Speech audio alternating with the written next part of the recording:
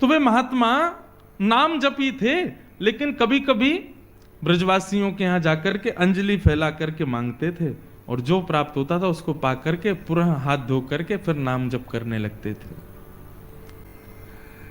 एक मैया के यहां वो जाते थे, उन मैया के यहां पर मदन मोहन लाल जी विराज रहे थे। तो बाबा जब आते थे तो बंधुओं एक पद है श्री रैदास जी का, उसमें भाव है, सो ही सुहागन प्रिय जाही रीझ हैं। ठाकुर जी कब किससे रीझ जाएं कुछ पता नहीं है। जैसे ही वो बाबा नित्य अंजलि फैला करके प्रसादी मांगने के लिए आते तो भीतर बैठे मैया के घर में मदन मोहन लाल जी उन पर रीझ गए, और ठाकुर जी के मन में भाव आया, इनको नाम निष्ठा तो बहुत है, लेकिन इनको मेरी सेवा और दर्शन में ज्यादा निष्ठा नहीं है। लेकिन नाम निष्ठा इतनी सुंदर है कि उससे ठाकुर जी प्रसन्न होकर के अब उनको अपने दर्शन की सेवा, दर्शन की निष्ठा उनके हृदय में प्रकट करना चाहते हैं। तो ठाकुर जी ने क्या किया, वो मैया रात्रि में जैसे ही ठाकुर जी को शयन करा करके सोई तो ठाकुर जी स्वप्न में प्रकट हो गए और मैया से बोले, मैया तेरे यहां वो जो बाबा आवे ना मधुकरी मांगवे, बोले हाँ, कल को जब वो भिक्षा मांगवे आवे ना तो तू मोए जाके दे दियो बाकी गोद में। मैया तो रोने लगी, बोले क्यों, मेरी सेवा में कोई कमी जो आप बाबा के पास जाना चाहो? बोले ना मैया, आपकी सेवा से मैं बड़ो प्रसन्न हूं, लेकिन अब आप थोड़े दिन की और रह गई हो, कछु दिना में आप चली जाओगी, फिर मेरी सेवा कौन करेगा? या हमारे मैं तो अपनी व्यवस्था कर रहा हूं, वह बाबा को जाके मुंह को कल दे दियो, अब मैं वही के पास रहूंगा। रात भर मैया रोई बेचारी, लेकिन ठाकुर जी की आज्ञा उसने मानी। दूसरे दिन जब संत पधारे तो कहा, मैया भिक्षा दो, कुछ मधुकरी प्रसादी दो। मैया भीतर से अपने ठाकुर जी लेके आई, बाबा की गोद में धर दिए, ले बाबा भिक्षा। बाबा बोले, हमसे ये सेवा वेवा नहीं होती है ठाकुर जी की, हम तो भैया नाम उपासी हैं, बस नाम जप करना जानते हैं। ये श्रृंगार करना, स्नान कराना, वस्त्र पहनाना और ये 56 भोग धराना, ये राजोपचार हमसे नहीं आता है, हम केवल नामोपचार जानते हैं। आप ठाकुर जी से पुनः निवेदन कर दो, छोटी सी कुटिया में रहता हूं मैं, यहां पे 8 बार भोग लगता होगा, मेरे यहां तो कोई प्रसादी की भी व्यवस्था नहीं है, इनको भूख बहुत लगती है, मैं इनको भोजन नहीं करा पाऊंगा। श्रीनाथ जी में 8 बार भोग आता है, जिसमें से 3 बार का भोग आप सुनकर के आश्चर्य करोगे, उसका नाम है श्रम भोग। क्या नाम है? श्रम भोग का तात्पर्य क्या है? ठाकुर जी को उठते ही पहले लड्डू और दूध का भोग लगता है श्रीनाथ जी को, या माखन मिश्री का भोग लगेगा। लड्डू तो विशेष है, लड्डू दूध माखन मिश्री सब तो आएगा ही उठते ही। यहां तक कि ऐसा वर्णन है कि श्री नंदलाल पौड़े वह रहे में उठे ही ना है, यशोदा मैया कभी पाम दबावे कभी हाथ दबावे, ठाकुर जी उठे ही ना है, चदरिया ओढ़ ले, मुंह मत उठाओ। तब मैया क्या करे, पात्र में दूध लेके आवे और लाला के सिरहाने पे हाथ रख के लाला सोते भय लाला को उठा के ही मोहते दूध छुपा दे, तब दूध पीते पीते पीते पीते तब ठाकुर जी के नेत्र खुले, तब मैया उनकी आरती करे। ये है मंगला। आज भी श्रीनाथ जी में ठाकुर जी के शयन में ही दूध आ जाता है सुबह सुबह, और जो मां मुखिया जी हैं वो दूध भोग को उठा के ठाकुर जी के अधर से छुपाएंगे, तब दीप प्रज्वलन वगैरह होंगे कि मतलब अब ठाकुर जी उठ गए, मतलब नींद में ही दूध पी में तब आंख खुले ठाकुर जी की। और श्रम भोग क्या है कि पहले आ गया मंगला भोग, फिर आएगा बाल भोग, और बाल भोग पाने के बाद फिर ठाकुर जी का श्रृंगार होगा, मुकुट धारण किया, माला धारण करी, सब करी, तो फिर कहे में कि भैया अब ठाकुर जी श्रृंगार करावे में थक गए, तो अब इनके लिए भोग लाओ, वो आता है श्रम भोग। बताओ, कपड़ा पहनवे में थक जाएं ये।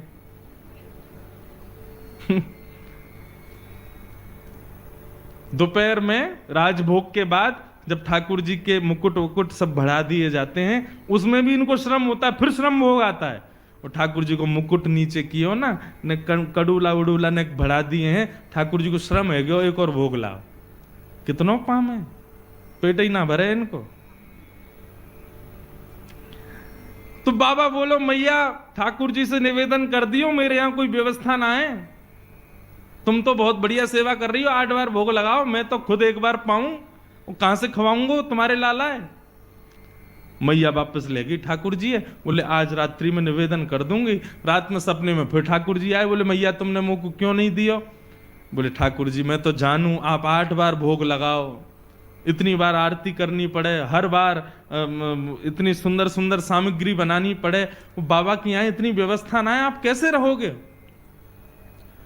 ठाकुर जी बोले मैं रह लूंगा, लेकिन रहूंगा अब उन्हीं के पास, आप मुंह को दे दो। बाबा जैसे रखेगो मैं वैसे रह लूंगा, वो रूखी रोटी खवावेगो मैं रूखी रोटी खाऊंगा, लेकिन रहूंगा बाबा के पास। बंधुओं इस भाव से ये पता चलता है हम सबके घर में ठाकुर जी बैठे हैं। कितनी कृपा है ठाकुर जी की। हम बच्चों को भोजन परोसते हैं तो बच्चे नाक मुंह मोड़ ले, मैया में नमक कम है, इसमें नींबू नहीं है, ये नहीं है, वो नहीं है। ठाकुर जी को जैसा दे दो वैसा पा लेते हैं।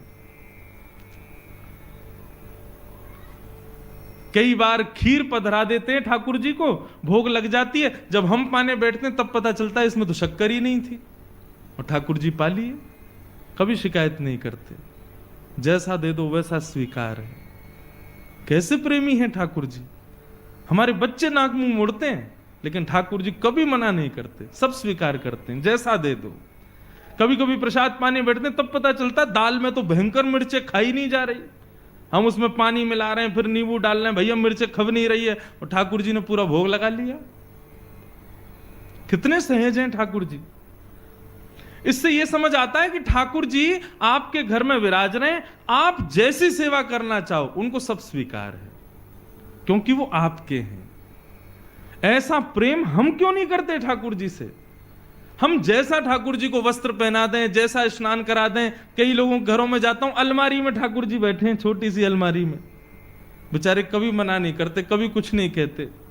उनके लिए शयन की कोई अच्छी व्यवस्था नहीं है, उनके लिए बैठने की कोई अच्छी व्यवस्था। कई लोगों के घरों में दर्शन करने जाते हैं, ठाकुर जी के पीछे चुईया बैठी है, बेचारे कभी शिकायत नहीं करते। और हमारी शिकायतें खत्म नहीं होती। आप ऐसा क्यों नहीं कर रहे हो, हे नाथ हमारे जीवन में इतने कष्ट क्यों, ऐसा क्यों वैसा क्यों। सदैव हम ठाकुर जी शिकायत ही करते रहते हैं, लेकिन ठाकुर जी कभी नहीं करते। मुझे तो कभी कभी पता है क्या लगता है, ये जो हमारे घर में ठाकुर जी बैठे हैं ना, आप जैसी वस्तु दोगे सब स्वीकार कर लेंगे, कभी शिकायत नहीं करेंगे। क्यों? जब मृत्यु के बाद हम जाएंगे ना ठाकुर जी के पास, और जाकर कहेंगे ठाकुर जी आपने हमारे जीवन में बहुत कष्ट दिए, बहुत विपदाएं दी, बहुत ये दिया। ठाकुर जी बोले तेरी लिस्ट खत्म हो जाए फिर मेरे को देना, मैं लिस्ट निकालूंगा अपनी। वादना चुईया बैठी मेरे सिर पर, कचू कही मैंने, तेने दाल में मिर्च ज्यादा डाली, कचू कही मैंने, वहां नमक कम आओ, बिल्कुल शक्कर नहीं डालो, खीर में तेने ऐसी खा लियो मैंने, कचू कही मैंने। एक दिन जली भई रोटी मुंह को दे दी तेने, मैंने कचू कही। प्रेम से पाए हो ना। तुम सबरो परिवार 3 दिन के लिए ब्याह में चले गए, मुंह को घर में छोड़ गए अकेले, कचू कही मैंने। तो फिर मुझसे शिकायत क्यों। तो कभी कोई मुझे लगता है घर में जो ठाकुर जी बैठे ना, ये सब हिसाब बराबर करने के लिए बैठे हैं, ताकि तुम कोई शिकायत ना कर पाओ उनसे। तो मैया ने बाबा से कही, बाबा वो ठाकुर जी बाबा के यहां कोई व्यवस्था नहीं है। ठाकुर जी बोले मैं रहूंगा वही के पास, चाहे कोई व्यवस्था न हो। बाबा रूखी रोटी खवावे को मैं वही से रह लूंगा, लेकिन अब वही के पास रहूंगा। बड़े महल में रहते हैं ठाकुर जी, मदन मोहन लाल जी, परंतु उस महल को छोड़ करके उस बाबा की कुटिया में आ गए। बाबा ले आए, मैया ने कही बाबा आप जैसे रखोगे रहेंगे, आपके पास ही रहेंगे। ठीक है, हम तो एक बार भोग लगाएंगे बस। बोले सब स्वीकार है, आप जैसे दोगे वैसे स्वीकार है, हमारे ठाकुर जी को ले जाओ। बाबा ले आए, घर में लाए, तो अब तो मधुकरी तो भोग लगाएंगे नहीं ठाकुर जी के लिए, तो बढ़िया आटा दाल चावल सब आएगा।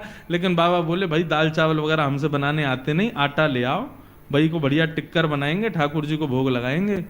मैया के यहाँ गए, मैया थोड़ा सा आटो दे दो। आटो लाए, आटे में यमुना जल मिलायो, मार के बढ़िया एक टिक्कर बना के कंडा पे सेक करके और ठाकुर जी के सामने पत्तल में पधरा दिए। बोले लाल जी 56 भोग खूब पाए, अब ये रूखी रोटी पाओ।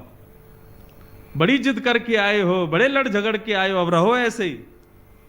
ठाकुर जी के सामने टिक्कर रख के और बाबा अपने नाम जप में चले गए। नाम जप करते रहे, 2-3 दिन तक ठाकुर जी टिक्कर पाते रहे। चौथे दिन जैसे ही नाम जप में बाबा बैठे तो अंतः हृदय में ठाकुर जी प्रकट है गए।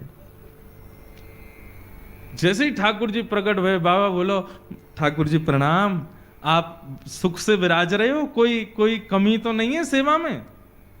अरे ना बाबा, मुझ को बड़ा बढ़िया लग रहा है, तुम्हारी कुटिया में खूब आनंद आ रहा है, सब कछु बढ़िया है, सब आनंद ते है, बस एक निवेदन करना चाहूं आप पे।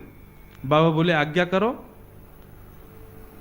बोले बाबा तुम जो टिक्कर बनाए करो ना, रूखे आटे में तुम यमुना जल मिला करके मार के मुंह को खवाए दो, अब वहां में स्वाद तो कछु रहना है, 3-4 दिन ते तो मैं पा रहा हूं, लेकिन अब मुंह को यूं लग रही है कि कल ते नेक वहां में तुम राम रस मिला दे करो, नमक मिलाए दे करो आटे में, तो नेक खावे में नेक स्वाद आ जाएगा।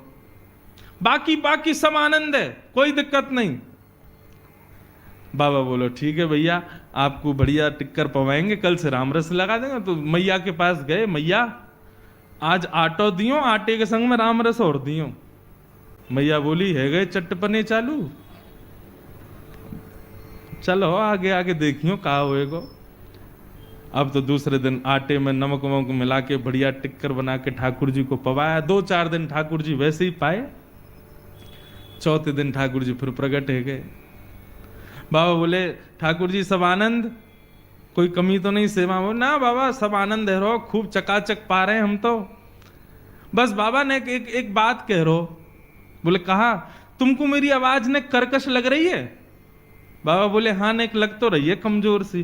बोले बाबा वो रूखी रोटी खा खा के मेरो गलो जो है का वहां में रोटी इर्ज गई है। अरे सरकार आपको कष्ट है गए, इर्ज गई समझ गए? इर्ज गई मतलब फंस गई है। तो बाबा बोले आज्ञा करो। बोले मैं तो बस यूं कह रहा हूं कि कल ते ने घी चुपड़ दोगे वहां में रोटी में, तो नेक आसानी तो भीतर चली जाए करेगी। बाबा बोले मतलब अब कल से आटा नमक और घी भी लाना है। अरे बाबा ने बस घी लिए ही हो, या हम घी के बिना मक्खन के बिना तुम कभी ना रहे, आप सब पता है। बाबा बोले ठीक है। दूसरे दिन गए, मैया आज आटो दियो नमक दियो, नेक्स्ट सो घी और दे दियो। मैया बोली ले जाओ प्रेम से पवाओ।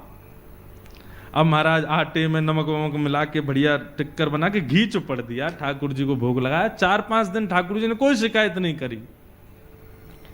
6 दिन बाद ठाकुर जी फिर प्रकट हुए। बाबा बोले ठाकुर जी अब तो ना इर्ज रही गरे में? ना बाबा अब तो सब बढ़िया है, रोटी में बढ़िया नमक को भी स्वाद आ जाए, घी भी बढ़िया है, नीचे चली जाए। मैं तो बाबा बस यूं कह रहा हूं कल ते एक आलू और ले आया करो, वह आलू भूंज के वहां में नमक मिर्च डाल के बाकी चटनी बना करके बाबा और धर दे करो संग में। बाबा ने उठाए ठाकुर जी और लेके गए मैया के पास। बोले धरो या अपने पास ही। अरे अभी आटो आयो, नमक आयो, घी आयो, ये तो 56 भोग ले आएंगे कल को घर में, कहां भजन करूंगा मैं। जैसे ही मैया की गोद में दिए ठाकुर जी प्रकट है गए और बाबा के गले से लग गए। बोले मैं रहूंगा तुम्हारे पास ही, चाहे जैसे रखो, मैं रहूंगा तुम्हारे संग। जय श्री कृष्ण। प्रिय साथियों, हमेशा अपने जीवन में एक गहरी निष्ठा और विश्वास रखना चाहिए। जीवन की हर परिस्थिति में जैसे ठाकुर जी ने अपने भक्त से बिना किसी शिकायत के सेवा को स्वीकार किया, वैसे ही हमें भी अपनी स्थिति को बिना किसी शिकायत के स्वीकार करना चाहिए। ठाकुर जी ने कभी यह नहीं कहा कि हमें कुछ खास भोग या विशेष सेवा चाहिए। उन्हें जैसा मिलता है उसी में संतुष्ट रहते हैं। हमारे जीवन में भी कई बार हमारी उम्मीदें टूटती है, कष्ट आते हैं, लेकिन हमें इसे सकारात्मक रूप में स्वीकार करना चाहिए। जैसे ठाकुर जी ने हर प्रकार की सेवा को बिना किसी शिकायत के स्वीकार किया, वैसे ही हम भी अपनी परिस्थिति को बिना शिकायत के अपनाएं। यदि ठाकुर जी की तरह हम भी अपने जीवन के हर पल को शांति और संतुष्टि से जीने की कोशिश करें तो जीवन सरल और खुशहाल बन जाएगा। किसी भी कठिनाई में धैर्य बनाए रखें और विश्वास रखें कि सब कुछ हमारे भले के लिए हो रहा है। हमारी निष्ठा और समर्पण ही हमारी असली शक्ति है। हमारा प्रेम और आस्था हमें जीवन के हर कदम पर आगे बढ़ने की प्रेरणा देंगे। जय श्री कृष्ण।